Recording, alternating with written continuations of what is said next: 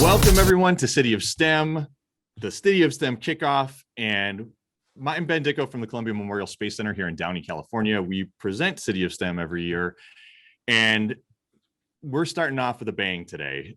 We have one of the two icons of STEM, or we have two icons basically in conversation about STEM to start your day today. I can't thank them enough for being here. This is a once in a lifetime conversation that we're about to have here at City of STEM.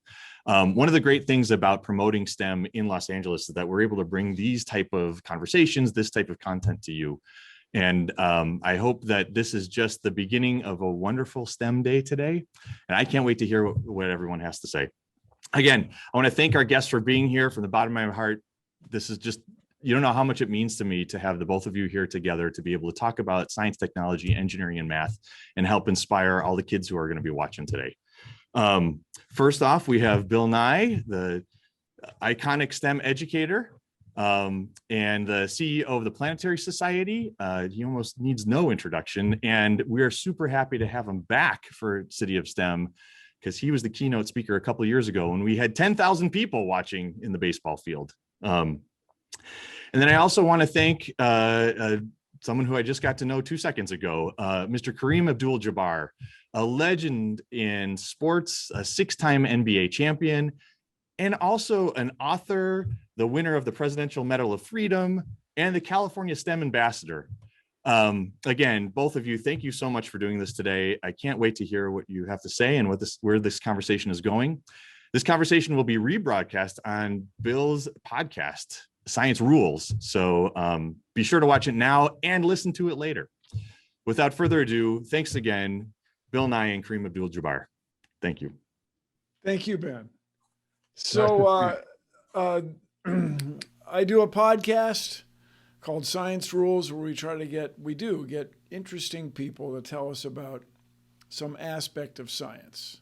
Now, Kareem, may I call you Kareem? Absolutely. Yeah. You have an interest in science, technology, engineering, and math, even though you made your living as a superstar. And I really enjoyed your book about What Color is My World, where you documented all these scientists of color who made remarkable contributions to the health and well-being of everybody. Yeah. Why did you get interested in that? Why did you want to write that book? I wanted to write that book because too many young people of color think that science is something that's beyond them. Popular culture really has such a grip on everybody's imagination and aspirations. Too many kids, they want to be Denzel Washington or Beyonce or LeBron James. Or you. Or me, maybe. And they don't have any understanding of what the field of science and technology has to offer. They think it's just something that's closed off to them. So by exposing them to all of the people of color that I could think of that would interest them, it really was able to have some impact. And kids really got into it, and they didn't understand, for example, about Dr. Charles Drew. His understanding of blood typing has been a boon to mankind. And they have no idea of that. You know, he was a Black American, and they should know about him. They should understand what he did and how it affects their lives. And if we can do that, we can really overcome the gap that we have. We hire too many engineers and scientists from overseas because our kids aren't taking advantage of the educational opportunities that they have. If we can get our kids to pay attention in chemistry class and physics class, we can go a great way to eliminating this gap and solving a whole lot of problems. Well, any problem that you can think of, really, at some point it crosses paths with science, technology, engineering, and math. Right. I mean, you just look, just that we're on this Zoom call, for crying out loud, there are millions and millions of transistors connected somehow to enable this conversation, let alone generating electricity somewhere that can drive the whole thing. It's really amazing. And how much time have you spent at the Columbia Memorial Space Center in Downey? I've never been there. Oh, it's cool. You know, they're sponsoring us today, everybody. There's, I guess, 100 or so STEM partners. Anyway, Downey, California, everybody, if you're not familiar with the details, is outside of LA, and it's where a lot of the Apollo hardware, Apollo space capsules and so on were assembled, designed and assembled. And it's just part of this aerospace tradition that's been in California for decades. And it also is, for me, exactly what you're talking about. It's this thing where a certain segment of our population, a certain group of people was not included.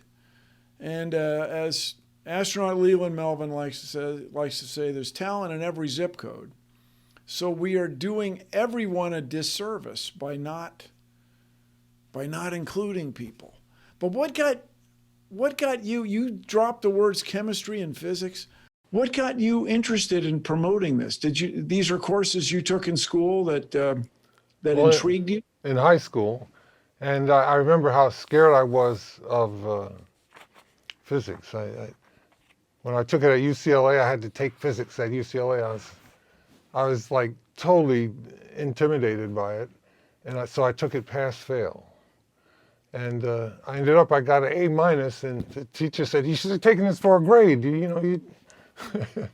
But I was so intimidated because in high school, intermediate algebra just, I couldn't deal with it. And I thought that, it was just beyond my ability to understand. But I guess something clicked. But then in college, you got an A- in physics. That's not bad, man. Yeah, and I only had to take one physics class, and I was like relieved. But not having the courage and confidence to apply myself really was what it was all about. And what I've done to deal with this issue, I've started my foundation, and we work with the LA Unified School District, and we send kids to STEM camp. They do 4 nights and 5 days in the Angeles National Forest, out in nature, and they do, beginning experiments, looking at, let's say, the water table or flora and fauna. They observe the night sky and, how it, those indications affect our daily lives, and they get an idea of how science, technology, engineering, and math affect their lives and where the jobs are going to be in the 21st century. So that's our goal. Yeah. Your foundation is the Skyhook. The Skyhook Foundation, giving kids a shot that can't be blocked. So I think I know why you call it Skyhook, but just tell us. Well, the Skyhook was my signature shot. I shot 56%. Look and then look, right? I shot 56% lifetime. It went in a lot, so I kind of got noted for it. And it identifies me, but it also identifies what I want the kids to get, and that is an educational foundation that will enable them to do whatever they want to do. To reach for the sky. To reach for the sky and grab that star, whatever star they want to grab. That's what it's all about. Specifically, when you were in high school, you had trouble with algebra, right? Is that what you were saying? Big trouble. Yeah. But then in college, you got over it? Yeah, you had to take something, math or science or something, the beginning of chemistry or something. So I figured, well, I might as well try physics. And actually, it worked out. When I figured out one of those formulas where somebody is moving so fast and they go at that speed for so long, and I can't remember. Rate times time equals distance and all these things. Yeah. But geez, I actually figured it out. It was wonderful. Thought of myself as a budding genius at that point, but I didn't test myself anymore. Well, you were a genius at some things, but anyway, it's interesting when you mention algebra, because pretty compelling studies have been done that apparently thinking abstractly about numbers, using a letter to represent a number, and you don't know what the number is yet, it's an unknown, enables you to think abstractly about all sorts of things. And so when I get a chance, emphasize the importance to everybody, parents and students, everybody, just take time to learn algebra. And it was hard. It was hard for me. It was hard for Kareem, doggone it. There's no substitute for putting in the hours, for doing the practice. And I guess, let me ask you this, speaking of practice, the reason you became such an extraordinary ball player is because you just worked at it, right? I worked at it, and I used applied ballistics to shoot accurately.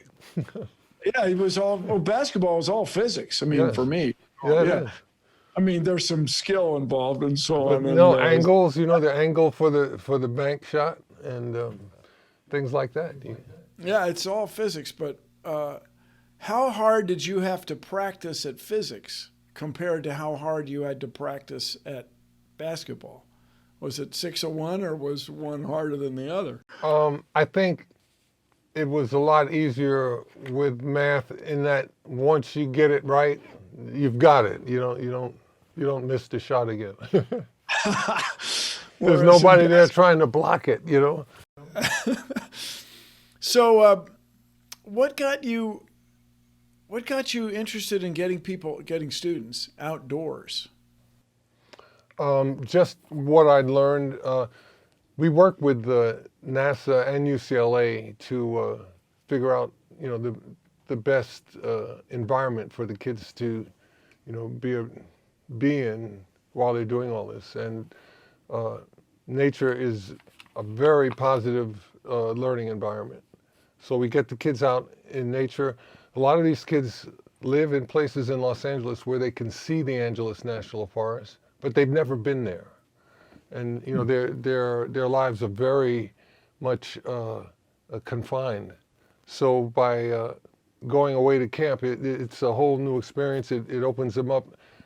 We pair schools up that are physically from very distant locations, so they got to learn social skills while they're at the camp. Also, just to meet kids from a totally different part of town that have different ideas, et cetera. And it really has had a positive effect. We have about a 6-year waiting list, and all we need is just more people to become involved so we can expand the program.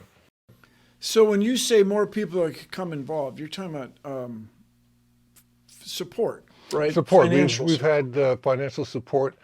Panasonic has been involved. They won an award just for partnering with us, and enabling us to, for example, our Wi-Fi connections. We've worked also with Verizon.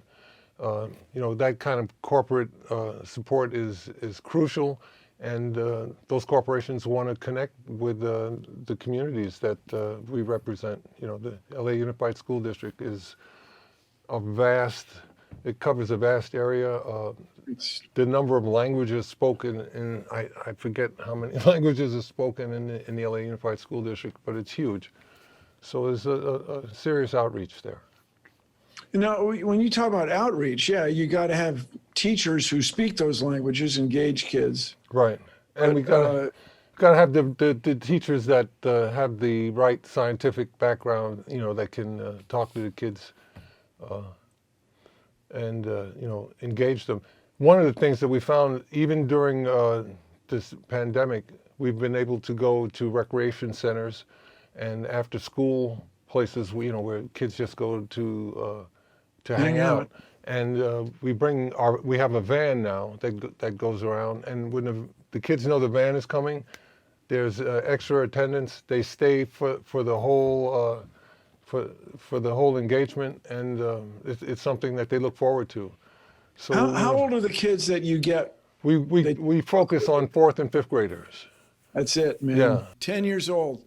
When I did the Science Guy show several years ago now, that we had this very compelling research that 10 years old is about as old as you can be to get what they call the lifelong passion for science.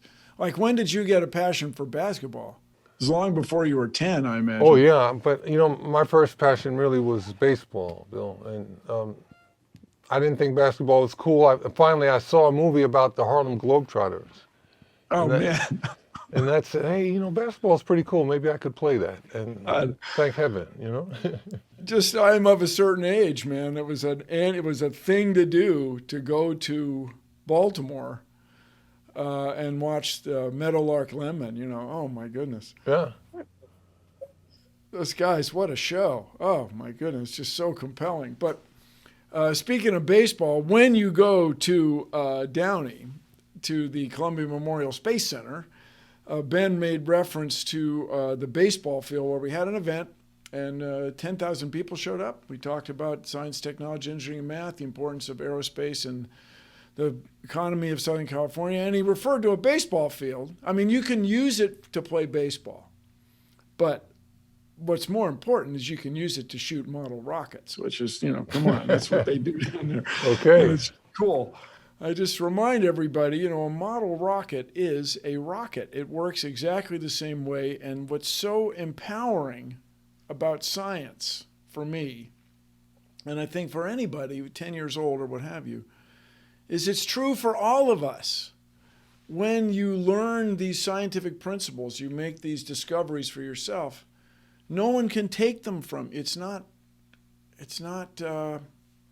based on anything but nature. And that to me is just so compelling and wonderful. Ben, you're back. Yeah, I am. Thank you very, very much. That was excellent. That was such a great conversation. I really appreciated you guys. It was so good. It's such an honor to be able to witness that, and such an honor to be able to introduce you. I really appreciate that. Oh, thank you for having me. Oh, you got it. Absolutely. And yeah, I mean, hopefully we're all friends after this, and we'll visit each other's facilities, to go on a camping trip up in Angeles National Forest together. That would be excellent. My kind of thing. Well, check us out. Absolutely. And you know, the Space Center could be another skyhook destination. You know, No, I recommend it. It's a great place. Great place to take the kids. That's what's behind it, Great place. isn't it? Those are some space cabinets. yeah, you were in the we're in our mock-up of Mission Control right here. I'm actually sitting on the console. All right. But, yeah. All right. Thank you very much. Thanks. Take This care. is the best.